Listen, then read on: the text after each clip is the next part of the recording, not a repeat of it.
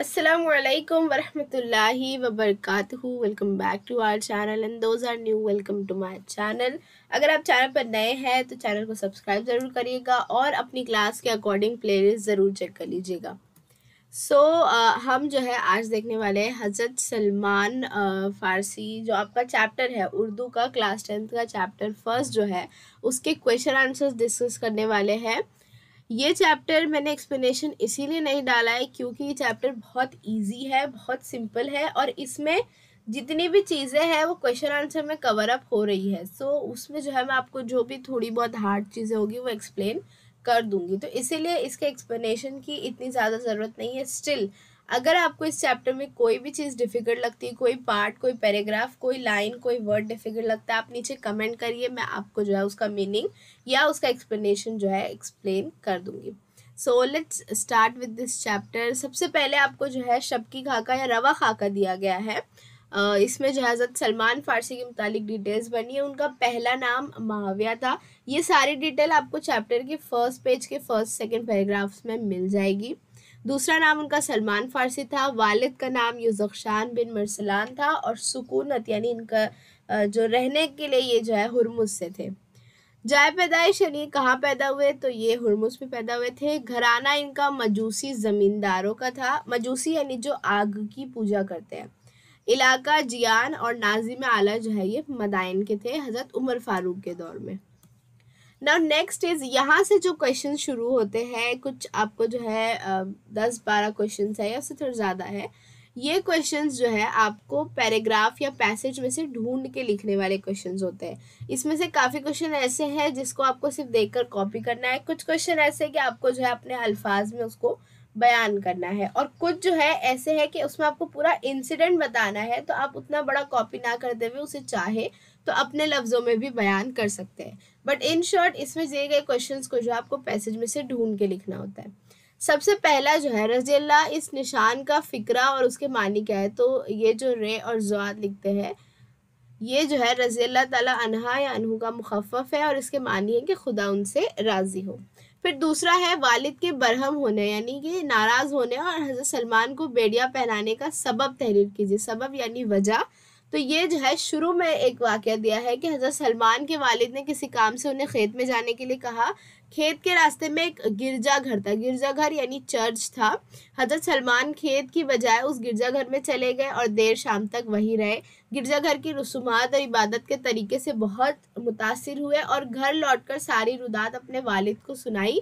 ये सुनकर उनके वालिद बहुत बरहम हुए और उनके पैरों में बेड़ियाँ डाल दी। अब सेकंड क्वेश्चन जो है वो इसके आगे का इंसिडेंट है, वो है हज़रत सलमान फ़ारसी के खजूरों वाली सरजमीन तक पहुंचने के मराहिल अपने अल्फाज में लिखिए। खजूरों वाली सरजमीन यानी जो अरब के इलाके थे। तो हज़रत सलमान फ़ारसी किसी तरह उन बेड़ियों से आज़ाद हुए और वहाँ से जो है वो वहाँ से भागकर एक ईसाई काफ़िले के साथ मुल्क शाम चले गए। वहाँ उन्होंने मुख्तलिफ पादरी यानी जो चर्च के हेड होते हैं जिन्हें फादर कहा जाता है, पादरियों की खिदमत करके उन्होंने ईसाई मज़हब की तालीमात हासिल की और जब किसी पादरी या राहब का इंतकाल होता तो वो किसी दूसरे के पास चले जाते। इस तरह से करते करते उन्होंने अस्फहान से शाम, नेनवा और उमोरिया तक सैकड़ों मील का सफ़र तय कर दिया। यानी एक काफिले से दूसरे, एक पादरी से दूसरे के पास, ऐसे करते करते वो जो है उमोरिया तक पहुंच गए। अब जब वो उमोरिया पहुंचे वहां पर उन्हें अरबों का एक काफिला मिला और वहां पर जो है उन्होंने अपना तमाम मालो असबाब उनके हवाले करके वो काफिले में शामिल हो गए। काफिला जो है वादी किरा में पहुंचते ही उन्होंने उनको जो है एक यहूदी के हाथों गुलाम की तरफ फ़रोग कर दिया और फिर उस शख्स ने भी उन्हें मदीना के एक यहूदी के हवाले कर दिया और इस तरह कड़ी मुसीबतों का सामना करते हुए वो खजूरों वाली सरजमीन तक पहुंच गए। यानी अल्लाह ताला चाहते थे कि उन्हें जो है वहाँ तक पहुँचाया जाए, तो वो जो है कैसे कैसे करके काफिले की तरफ से फिर गुलाम की तरफ बेचे गए और आखिर में जो है वो मदीना पहुँच गए। नाउ नेक्स्ट क्वेश्चन इज हज़रत मोहम्मद सल्लल्लाहु अलैहि वसल्लम की 3 निशानियाँ जिनका जिक्र ईसाई राहब ने हज़रत सलमान से किया था उन्हें तरतीबवार लिखिए। तो जो 3 निशानी आप सल्लल्लाहु अलैहि वसल्लम की उन्होंने बताई थी वो ये थी कि जो वो नबी होगा वो सदक़े का माल नहीं खाएंगे, वो हदिया कबूल नहीं करेंगे और उनके शानों के दरमियान नबूवत की महर होगी। नेक्स्ट इज हज़रत सलमान फ़ारसी के साथ रिश्ता मुआख़ा में बंधने वाले सहाबी का नाम तहरीर कीजिए। रिश्ते मौक़ा क्या होता है, यानी इख़्वत का रिश्ता, भाईचारगी का रिश्ता, भाई भाई का रिश्ता। तो इस जो है रिश्ते में एक सहाबी अबू दरदा और हज़रत सलमान जो है उनके दरमियान रिश्ता मौक़ा कायम था। फिर है हज़रत सलमान फ़ारसी का रसूलुल्लाह सल्लल्लाहु अलैहि वसल्लम की तीनों निशानी को परखने का तरीका लिखिए। ये जो है पूरा इंसिडेंट है। अब आप जो है इसको मार्क्स के हिसाब से लिखिए। अगर आपको 2 मार्क के लिए पूछा गया तो आप इसको जो थोड़ा सा जो है कंप्रेस कर दीजिए, यानी अपने लफ्ज़ों में करके थोड़ा शॉर्ट में लिखिए। अगर आपको ये 3 मार्क के लिए पूछा है तो फिर आप इतना बड़ा लिख सकते हैं, और 4 मार्क के लिए जो है इतना इस तरीके क्वेश्चन पूछा नहीं जाता है। तो एक दिन जो है इस तरह हुआ कि एक दिन वो अपने यहूदी आका के बाग में जो है दरख्त पर चढ़ रहे थे, और किसी ने बाग के मालिक को एक खबर सुनाई कि कुबा में चंद लोग एक शख्स को अपना नबी कह रहे और उसका जो है उसके इर्द गिर्द जमा हो रहे हैं। हज़रत सलमान जो है ये सुनकर कांपने लगे। उन्होंने नीचे उतरकर नबी से मिलने की तदबीरें की। तो एक रोज़ उन्होंने क्या तय किया कि मैं जो है ये तीनों निशानियों को परखूंगा। तो एक रोज़ जो है वो मौका पाकर आप सल्लल्लाहु अलैहि वसल्लम की खिदमत में हाजिर हुए, और वो कुछ खजूरें अपने साथ लाए थे, और उन्होंने खजूरें ये कहकर आप सल्लल्लाहु अलैहि वसल्लम की खिदमत में पेश की कि ये सदका है। तो आपने जो है उन्हें चखा भी नहीं और सारी खजूरें जो है अपने सहाबा को खिला दी। तो इस तरीके से पहली जो निशानी थी कि वो जो है सदके का माल नहीं खाएंगे, ये सही साबित हुई। फिर दूसरे मौके पर जो है उन्होंने फिर खजूरें आप सल्लल्लाहु अलैहि वसल्लम को दी और कहा कि ये तोहफ़ा है। तो आप सल्लल्लाहु अलैहि वसल्लम ने उसे तनाउल फरमाया, यानी उसे खाया और जो है सहाबा में भी तकसीम किया। तो दूसरी निशानी भी सही निकली कि वो हदिया कबूल करेंगे, यानी तोहफ़ा कबूल करेंगे। और हज़रत सलमान अब नबी अकरम की तीसरी निशानी देखने के लिए बेताब थे। तो एक रोज़ वो नबी की पुश्त की जानिब महफिल में बैठ गए, और इस वक्त आपके जिस्म का कपड़ा हवा से सरक गया और आपकी पुश्त पर, पीठ पर जो है मौजूद महर नबूवत पर हज़रत सलमान की नज़र पड़ी। जब उन्होंने ये देखा तो वो जो है रोते रहे, और तीसरी भी निशानी सही साबित हुई, यानी उन्हें यकीन हो गया कि यही अल्लाह के रसूल है, और उनके हाथ पर जो है बैत करके ये जो है मुसलमान हो गए। तो इस तरीके से जो हज़रत सलमान ने तीनों निशानियों को परखा था। नेक्स्ट इज अहले खाना, यानी घर वालों के ताल्लुक से हज़रत सलमान ने हज़रत अबू दरदा को जो ताकीद की, जो नसीहत की, उसे लिखिए। जब इबादतों की कसरत और अहले खाना से गफलत अबू दरदा के मामूलात बन गए तो हज़रत सलमान ने उन्हें टोका और कहा कि जहाँ तुम पर अल्लाह के हुकूक है वही बीवी बच्चे के भी हुकूक है, और रात जागने के साथ सोना भी ज़रूरी है। नेक्स्ट है इब्तदाई इस्लामी जंगों में हज़रत सलमान के शामिल ना होने का सबब लिखिए। तो इब्तदाई इस्लामी जंगों के वक्त जो है वो यहूदियों के ग़ुलाम थे, इसीलिए जो है वो इस्लामी जंग में शरीक नहीं हो सके। ये वाला जो क्वेश्चन है 11th क्वेश्चन, ये आपको पूरे चैप्टर से जमा करना था कि रसूलुल्लाह सल्लल्लाहु अलैहि वसल्लम ने हज़रत सलमान के लिए जो जुमले कहे उन्हें नकल कीजिए। तो पहला जुमला जो था वो था कि अगर दीन सुरैया पर भी होगा तो फारस का एक आदमी उसको पा लेगा। फिर है जिसने सलमान को नाराज़ किया उसने खुदा को नाराज़ किया। और लास्ट है कि लोग जन्नत के मुश्ताक होते हैं मगर जन्नत सलमान की मुश्ताक है। मुश्ताक है यानी उसकी ख्वाहिश रखने वाली है। ग़ज़वा खंदक के मौके पर हज़रत सलमान फ़ारसी का किरदार बयान कीजिए। तो मदीना को दुश्मनों से महफूज रखने के लिए हज़रत सलमान ने शहर के गिर्द, यानी शहर के आसपास खंदक खोदने का, एक गहरा गड्ढा खोदने का जो है मशवरा दिया, जिसे आप सल्लल्लाहु अलैहि वसल्लम ने पसंद फरमाया। खंदक खोदी गई जो इतनी गहरी और चौड़ी थी कि दुश्मन के घोड़े भी उसे पार नहीं कर सके और उन्हें पसपा होना पड़ा, पीछे हटना पड़ा। ईरान पर लश्करकशी के वक्त इस्लामी लश्कर के रहनुमा कौन थे? तो ईरान पर लश्करकशी के वक्त जो है हज़रत सलमान फ़ारसी ख़ुद जो है लश्कर की रहनुमाई फरमा रहे थे।